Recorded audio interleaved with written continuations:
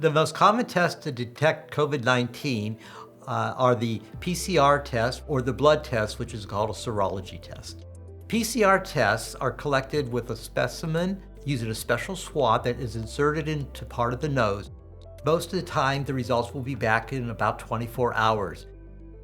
The COVID PCR test tells you whether the virus is in the body. It does not tell you whether the virus is live. For people that are symptomatic and they have a positive test, it means you have disease. For a person who's asymptomatic and is exposed to someone, it means you're at least carrying the virus. Overall, the tests are very accurate, but definitely not 100%. There are occasional false negatives. The false negative test means that the virus is there, but the test didn't find it. That is actually uncommon, but does occasionally occur. Antibody tests for COVID-19 are available through Sutter Health Network as well as outside laboratories.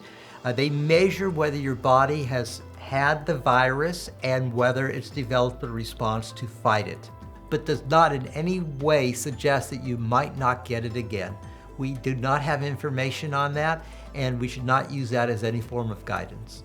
People who are asymptomatic or people with mild disease may not develop antibodies. The antibodies also may decrease with time, and the value is questionable.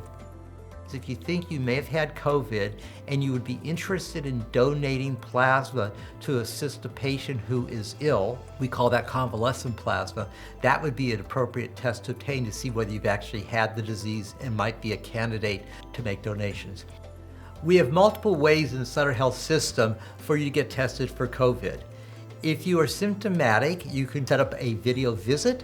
We also have a Sutter Health Network dedicated COVID-19 advice line. We have set up urgent care centers and respiratory clinics in different locations for collecting specimens. For those patients who are critically ill and really need to be seen, we obviously have emergency services that are available at all our hospitals. If you're sick and they suspect COVID, it's a useful test.